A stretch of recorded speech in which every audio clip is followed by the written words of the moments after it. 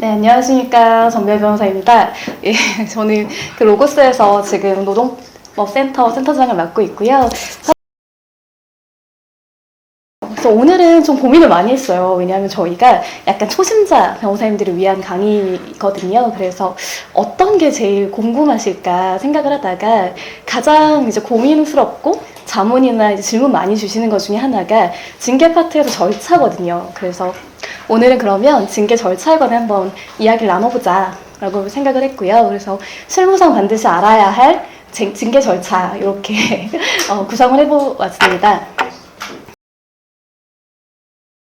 자, 쟁점을 말씀드리겠습니다. 가장 먼저 징계위원회인데요. 사실은 여기부터 조금 잘못 구성을 하시는 분이 너무 많더라고요. 그러니까 이를테면 이런 거죠. 소명기회를 부여 반드시 해야 되나? 그리고 소집통지는 어떻게 해야 되지? 도대체 뭘 써야 되는 거야? 뭐 이렇게 말씀하시고요. 징계위원회 구성도 마찬가지인데 예를 들어서 뭐 내부위원 몇 명, 외부위원 몇 명이라든지 요즘 많이 문제가 되는 것 중에 하나가 제척 기피거든요. 근데 이럴 수 있잖아요. 당연직 의원인데 이 사람은 그럼 제척해야 돼? 기피 대상인가? 뭐 이렇게 좀 오인해서 많이 좀 실수하시는 부분들이 있어요. 그 부분 말씀드리려고 하고. 그러면 첫 번째로 징계 개념에 대해서 먼저 말씀을 드리려고 합니다. 여러분, 이거 생각해 보셨어요? 저도 예전에 주 변호사님 강의를 듣고 그렇구나 라고 이제 인지를 했던 부분인데 사실 너무 당연하게 법대 다닐 때는 해고도 징계지 라고 생각을 했습니다. 그런데 사실 책을 보면 그렇지 않거든요. 실무상 굉장히 여러 가지 견해가 있어요. 학설도 마찬가지고. 근데 대표적인 게 바로 이원론인데요. 징계는 그 기업 질서 회복을 목적으로 하는 제재 행위입니다. 그런데 잘 보세요. 해고는 근로계약 관계를 소멸시키는 법률 행위잖아요. 그럼 이 두 개가 반드시 같을까? 고민해 볼 필요가 있는 거죠. 예를 들어서 이런 거예요. 징계 같은 경우는 뭔가 비위 행위가 있어요. 징계 사유가 있다는 말이죠. 그런데 예를 들어 경영상 이유에 의한 해고라든지 요즘 많이 문제가 되는 것 중에 하나가 갱신기대권이 있는 기간제 근로계약인데 기간 만료로 종료가 됐어요. 그랬을 때 이게 해고냐 뭐 이런 문제도 발생하잖아요. 이게 징계인가요? 이런 부분들이 있기 때문에 동일하지 않다라고 해서 해고 중에 제재 목적이 있는 경우에 징계로 봐야 한다는 것이 이원론입니다. 이렇게 해석에 좀 여지가 있고요. 그렇다면 실무에서 무엇을 주요하게 봐야 하냐? 첫 번째가 제재 목적이에요. 이게 만약에 징계성이다 라고 한다면 징계 절차를 준수할 필요가 있겠죠. 반대로 징계의 목적이 아니다 라고 하면 관련된 징계 절차 있잖아요. 취업규칙에. 그걸 지킬 필요가 없고 대신 다른 절차, 다른 요구된 요건을 갖춰야 합니다. 그 부분은 나중에 기회 되면 좀 상세하게 말씀드리도록 하겠습니다. 그리고 징계 절차 회피 목적으로 해고 형식만 바꾸는 경우가 있어요. 이거 분명히 징계 해고거든요. 그리고 제가 지난번에 이제 말씀드렸던 것 중에 하나가 어떤 거였냐면 이게 목적은 징계인데 그런데 취업규칙에 보니까 그냥 통상해고처럼 돼 있는 경우들이 있거든요. 그럼 절차를 지켜야 되냐, 지키지 말아야 되냐. 이제 이런 문제들이 발생을 하는 거죠. 그리고 또 여기서 노동위원회나 법원 같은 경우는 실질에 따라 판단하잖아요. 그러니까 징계성이고 징계에도 만약에 절차가 규정되어 있다면 그것을 따르는 것이 안전합니다. 그리고 또 징계 사유가 원인이라면 당연히 절차 위반으로 인정이 가능한 부분이라서 잘 보시고 나중에 자문하실 때 기업 내부 규정을 좀 정비하실 필요가 있다라고 자문해 주시면 좋겠습니다. 그렇다면 이제 드디어 나옵니다. 여러분 다 아시는 근로기준법 제23조인데요. 제목이 해고 등의 제한이죠. 이제 그래서 징계로 봐야 된다고 이렇게 주장하셨던 분들은 바로 이 조항을 근거로 들고 있는데요. 사용자는 근로자에게 정당한 이유 없이 해고, 휴직, 정직, 전직, 감복, 그 밖의 징벌, 그러니까 부당해고 등을 하지 못한다라고 규정하고 있잖아요. 그러다 보니까 우리가 징계의 정당성, 해고도 마찬가지인데요. 판단하는 요소가 세 가지잖아요. 첫 번째가 사유, 그죠? 사실 그거보다 더 앞선 게 절차이긴 하죠. 그리고 세 번째가 양정이죠. 그 세 가지가 요건인데 한번 보시면 먼저 사유를 볼게요.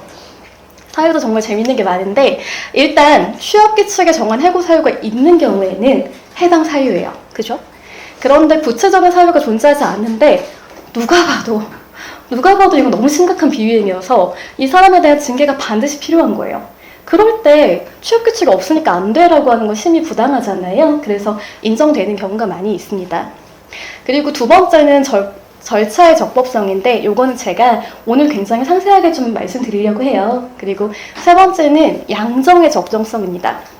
근로자에 대한 징계가 법 위반이라든지 또는 권리남용이라면 이를 이유로 한 징계는 당연히 정당성이 없겠죠. 자, 그러면 우리 징계위원회 먼저 한번 들어가 볼게요. 소명 기회를 반드시 부여해야 할까요? 어떠세요? 이거 궁금하지 않으세요? 질문이 굉장히 많았던 부분인데요. 첫 번째로 취업규칙을 정말 꼼꼼히 보셔야 돼요. 취업규칙에 다 나와 있거든요, 징계는. 그래서 취업규칙에 규정이 있다. 무조건 하셔야 돼요. 예를 들어 이제 그런 거 좀 자문 많이 하시거든요. 아, 변호사님 이거 규정은 있는데 우리 회사 도저히 안 돼요. 그러니까 조금 이거 바꾸면 안 돼요? 뭐 이렇게 하시기도 하고, 이번엔 좀 절차를 조금 간소화하면 안 될까요? 라고 질의를 많이 하시고 그렇게 하고 싶어 하시는 분들이 굉장히 많아요. 하지만 절차 같은 경우 위반하면 사유랑 양정 볼 필요도 없잖아요. 그죠? 그러니까 조심하셔야 돼요. 근데 보통 뭐라고 써 있냐면 징계 대상자에게 소명 기회를 준다. 그러니까 예를 들어 출석이나 진술 또는 서면 제출, 아니면 징계위원회 출석해서 변명할 기회를 줘야 된다. 뭐 이렇게 써있는 취업규칙도 있거든요. 이럴 때는 반드시 부여하셔야 되는데 판례가 뭐라고 돼 있냐면 단체 협약 또는 취업규칙에서 혹은 뭐 징계규정 이런 거 있잖아요. 인사규정. 그럴 때 징계위원회 구성에 노동조합의 대표자를 참여시키도록 하는 규정이 꽤 많아요.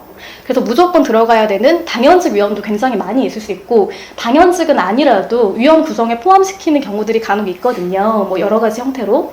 그럴 때 또 징계 대상자에게 징계위원회에 출석해가지고 변명과 소명 자료를 제출할 기회를 부여한다 라고 명시되어 있어요. 그런데 뭐 사용자가 어떠한 이유로 뭐 이렇게 바빴을 수도 있고요. 미처 확인을 못했을 수도 있고 기회를 주고 싶지 않았을 수도 있겠죠. 다양한 이유로 주지 않은 거예요. 그럴 때 이러한 징계권의 행사는 징계 사유하고 상관없어요. 뭐 수십억, 수천억을 횡령했다고 해서 그래도 절차 위반이면 절대 안 되잖아요. 그죠? 그래서 정의에 반하는 절차로 무효다라는 부분을 좀 이해해 주시면 좋겠습니다. 그래서 정리 한번 해봤어요. 그러면 과연 소집통지 절차 위반을 어떻게 피할 수 있을까? 첫 번째로는 시기인데요. 뒤에 조금 더 자세하게 말씀드릴 거예요. 이게 통지 기한을 준수해야 되고요. 기한이 없다. 그러면 적어도 준비할 시간을 확보해줘야죠. 너무 다급하게 하면 안 되잖아요. 뒤에 판례 나와요. 그리고 통지 방법은 우편이나 서면이나 이메일 등 도달을 확인할 수 있는 방식이어야 하는데 여기 예전에 판례에서요 이메일 통지 문제였던 경우가 꽤 있었어요. 판례가 뭐라고 보냐면 이 아래 문단 한번 보시면 근로자가 낌새가 있는 거죠. 이상한 거예요. 그래서 내가 이거 받으면 문서 받으면 안 될 것 같은 거예요. 그래서 막 수령을 거부해요. 서면 통지 안 받겠다. 사인도 안 하고 아예 그냥 모르는 척 하는 경우가 꽤 있고요. 등기 보내면 반송해요. 그럴 때 계속 거부하고 평소에도 전자문서로 교신해온 경우들이 꽤나 있잖아요. 최근에는 진짜 이메일 많이 쓰잖아요. 우리 전자문서도 마찬가지고. 그리고 서면 통지가 물리적으로 불가능한 경우들이 있을 수 있거든요. 그럴 때에는 이메일 통지도 가능하다라고 너무 명확하게 얘기하고 있고요. 그 내용, 그러면 뭘 써야 되냐, 소집통지서에. 첫 번째는 사유를 작성해야 되고요. 이것도 이따 제가 말씀드릴 건데 단순하게 취업규칙만 나열하면 안 돼요. 그리고 출석 후에 진술 또는 서면 제출 등으로 소명할 수 있습니다. 라는 점도 규정이 있다면 같이 명시해 주는 것이 좋습니다.